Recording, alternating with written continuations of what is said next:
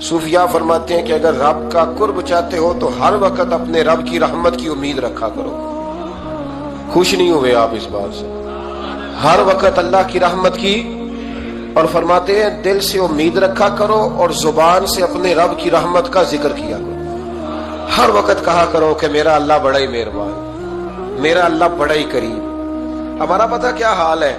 شکر بھی شکوے کے انداز میں. کیا حال ہے؟ کہتے بس جی بس شکر ہے الحمدللہ. تو یہ کون سا شکر ہے جی؟ یہ تو آپ نے کہا ہے کہ بڑا تانگ ہوں میں اپنی زندگی. یہ شکر ہے؟ ہر وقت یہ کہے کہ میرا اللہ بڑا ہی قریب ہے. دیکھیں نا بسم اللہ شریف ہر کام سے پہلے معنی کیا ہے؟ بسم اللہ الرحمن الرحیم، یعنی تو کہہ اس رب کے نام سے جو بڑا ہی مہربان ہے، جو نہایت ہی رحم کرنے والا ہے. ہر وقت کیا ہے کہ میرا اللہ بڑا مہربان ہے، میرا اللہ بڑا رحم. ہر وقت وہ خاص ذوق، وہ درد، وہ شوق. بس تو کہے کہ یار جو اللہ نے مجھے دیا ہے وہ شاید اللہ نے کسی اور کو دیا ہی نہیں. تیرا یہ ذوق بنے، تیرے اندر اللہ کی رحمت کے ساتھ خاص تعلق پیدا ہو. میرے رسول کریم علیہ السلام ہر مقام پہ اپنے رب کی رحمت کا ذکر فرماتے. بات کسی کی ہو رہی ہوتی، حضور چھیڑ اللہ کی رحمت کا ذکر دیتے. ایک صحابی چڑیا کے بچے اٹھا کے لے آئے. وہ چڑیا شکایت لے کے آئی اور حضور کے کندھے پہ بیٹھ کر شکایت کرنے لگی کہ حضور آپ کے صحابی نے میرے بچے اٹھا لیے. بات تو چڑیا کے بچوں کی ہو رہی تھی نا. رسول کریم فرمانے لگے اس کے بچے چھوڑ دو. اور پھر حضور فرمانے لگے دیکھو یہ چڑیا اپنے بچوں سے کتنا پیار کرتی ہے. جب چڑیا اتنا پیار کرتی ہے تو رب اپنے بندوں سے کتنا پیار کرتا ہوگا، اللہ کتنی رحمت والا ہوگا. یعنی ہر بات میں رسول کریم نا، ہر بات میں اللہ کی رحمت کا ذکر. ایک جنگ کا موقع ہے تو صحابہ کرام علیہم رضوان فرماتے ہیں کہ دوران جنگ ایک عورت کا بچہ کھو گیا اور بچہ بھی دودھ پیتا تھا. دودھ پیتا بچہ کچھ دیر ملے نا تو ماں کی چھاتیوں میں دودھ جوش مارتا ہے. دودھ پیتا بچہ کھو گیا تو عورت دیوانوں کی طرح، مجذوبوں کی طرح بچہ تلاش کرتی ہے. میرا بچہ. کبھی ادھر جاتی ہے کبھی ادھر جاتی ہے، ڈھونڈتی ہے، تلاش کرتی ہے، پریشان ہوتی. میرے رسول کریم کی نظر پڑ گئی، حضور کی نظر رحمت ہو گئی. تو محبوب فرمانے لگے صحابہ بتاؤ اس کا بچہ ڈھونڈو. ایک صحابی کہنے لگے حضور مجھے پتا ہے کہاں ہے، ابھی ملوا دیتا ہوں. تو حضور نے فرمایا اپنے بچے سے کتنا پیار کرتی. عرض کی حضور نہ کوئی ماپ سکتا ہے، نہ کوئی تول سکتا ہے، نہ کوئی اندازہ کر سکتا ہے. حضور کی آنکھوں میں آنسو آ گئے. فرمایا ذرا ایک بات تو بتاؤ. یا رسول اللہ پوچھئے. فرمایا اگر اس کا بچہ اسے مل جائے تو یہ اسے آگ میں ڈالے گی؟ صحابہ عرض کرنے لگے حضور ہو ہی نہیں سکتا، یہ تو گرم ہوا نہیں لگنے دے گی. تو حضور فرمانے لگے میرا رب اس سے بہت بڑھ کر اپنے بندوں سے محبت کرنے والا ہے اور اس سے بہت بڑھ کر اپنے بندوں پہ رحم کرنے والا ہے. وہ بھی چاہتا نہیں کہ اس کے بندے جہنم میں جائیں، وہ بھی چاہتا. حضور ہر لمحہ اللہ کی رحمت کا ذکر کرتے. صبح سے شام تک نا وہ جو گھٹنا درد کرتا ہے نا اس کو مہربانی کر کے چھوڑ دے، اور جو بچہ نافرمان ہے اس کو بھول جائے. آج سارا دن نا اللہ کی رحمت کا ذکر کریں کہ اللہ بڑا ہی کریم ہے، اس کے فضل کا ذکر کریں. ایک کاروبار ہی نہیں نا چلتا، پیر تو چلتے ہیں نا اللہ کے فضل سے، زبان تو چلتی ہے نا، ہاتھ آنکھیں یہ سارا کچھ چل رہا ہے نا. جو شے نہیں نہ چل رہی اس کو آج چھوڑ دے، مہربانی کریں. جو ساری چل رہی ہے اس پر تو اللہ کی رحمت کا اظہار کریں، اس پر تو غور فرمائیں. حضرت عمر کا زمانہ تھا. ایک نوجوان صحابی کا بیٹا مسجد جایا کرتا تھا، بڑا نیک تھا. ایک عورت اس کو اپنی طرف بلانے لگی، لبھانے لگی. نوجوان تھا. ایک دن دل آ ہی گیا بی پہ. عشاء کی نماز پڑھ کے اس کے گھر کی طرف جا رہا تھا کہ کسی قاری صاحب نے آیت پڑھ دی والی من خاف مقام ربہ جنتا، جو اللہ کے سامنے کھڑے ہونے سے ڈرے گا رب 2 جنتیں عطا کرے. یہ آیت کیا سنی کہ نوجوان بے ہوش ہو کے گرا. کسی نے باپ کو خبر دی کہ تیرا بیٹا بے ہوش ہے. باپ گھر لائے، بالوں میں ہاتھ پھیرا. بیٹے کیا ہوا؟ اس نے آنکھیں کھول کے کہا ابا جی میں نے گناہ کیا نہیں، لیکن میرا قبضہ پورا ہو گیا تھا گناہ پہ. وہ بالکل راضی تھی، میں چاہتا تو میں گناہ کر لیتا لیکن میں اللہ سے ڈر گیا. کیا واقعی رب مجھے 2 جنتیں دے گا؟ تو باپ نے ماتھا چوما کا بیٹا اللہ کے وعدے بڑے ہی سچے ہیں، بڑے سچے ہیں. تو یہ تصور کر کے اللہ مجھے دیکھ رہا ہے، پھر ڈر جا، واقعی 2 جنتیں دے گا. اس نوجوان نے چیخ ماری اور روح ہی پرواز کر دی. رات کو جنازہ پڑا, دفن کر دیا, صبح حضرت عمر آئے. فرمایا اتنا نیک نوجوان تھا تو مجھے کیوں نہیں بتایا؟ میں اس کے غسل میں شریک ہوتا, کفن میں شریک ہوتا, میں جنازہ پڑھاتا. حضور بس رات دیر ہو گئی, دفن کر دیا. امام سیوطی نے لکھا, ابن کثیر نے لکھا, ابن عساکر نے لکھا, حضرت جناب عمر فاروق فرمانے لگے مجھے بتاؤ تو صحیح اس کی قبر کہاں ہے؟ نیک ہو کوئی بندہ تو قبر پہ جانا چاہیے. فرمایا بتاؤ قبر کہاں ہے؟ حضرت عمر کو قبر پہ لے گئے تو سیدنا فاروق اعظم قبر پر کھڑے ہو کے فرمانے لگے نوجوان مجھے امید ہے اللہ نے تجھے 2 جنتیں دی ہوں گی. حضرت عمر کہتے ہیں مجھے اللہ کی قسم قبر کے اندر سے بول پڑا, کامل پیرونا دے باہو قبر جنا دی جیوے. قبر کے اندر سے بول پڑا, کہنے لگا عمر امید والی بات نہیں, میرے رب کے وعدے بڑے سچے ہیں, اس نے واقعی مجھے 2 جنتیں عطا فرمائی, اس نے واقعی 2 جنتیں دی ہیں.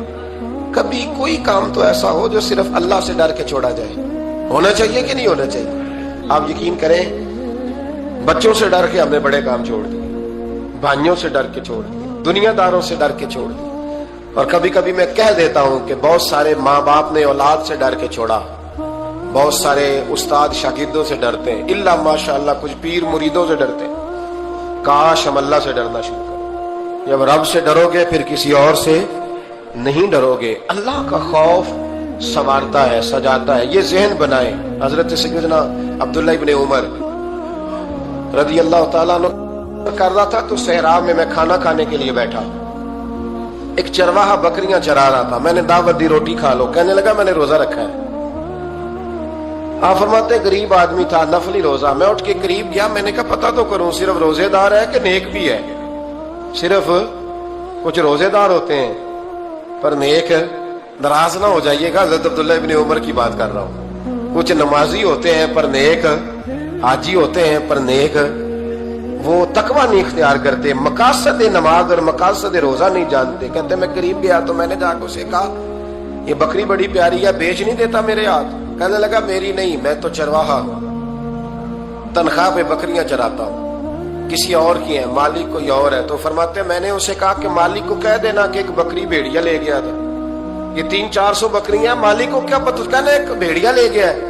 تو کہتے ہیں اس نے داڑھی جھاڑی تو گرد اڑی, غریب آدمی مٹی میں لتڑا ہوا, لیکن اس کی آنکھوں میں اتنی روشنی. کہنے لگا حضور بکریوں کے مالک سے تو کہہ دوں گا بھیڑیا لے گیا ہے, اور جب کائنات کا مالک پوچھے گا, جب عرش کا مالک پوچھے گا تو کیا جواب دوں گا؟ آپ فرماتے میں واپس آیا, میں نے پتا کیا کس کا غلام ہے, پہلے غلام خریدا, پھر بکریاں خریدی, پھر وہ بکریاں اسے تحفے میں دے دی. کہنے لگا حضور یہ کیا ہے؟ فرمایا تو رب سے ڈرتا تھا نا تو اللہ نے تجھے انعام عطا فرمایا ہے.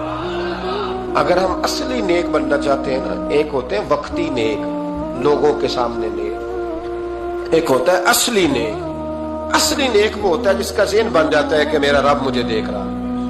امام غزالی نے بڑی خوبصورت روایت لکھی, حضرت ابو ہریرہ رضی اللہ تعالیٰ عنہ فرماتے ہیں کہ ہم لوگ بیٹھے تھے تو یکا یک ایک دیہاتی عربی آیا, یکا یک اندر داخل ہوا, السلام علیکم کہا. بندہ بڑا سادہ تھا, یہ بھی نہیں پوچھا کہ باتیں کیا ہو رہی تھی, کوئی سوال جواب نہیں. سلام لینے کے فوراً بعد عرض کرتا یا رسول اللہ ایک مسئلہ پوچھنا تھا.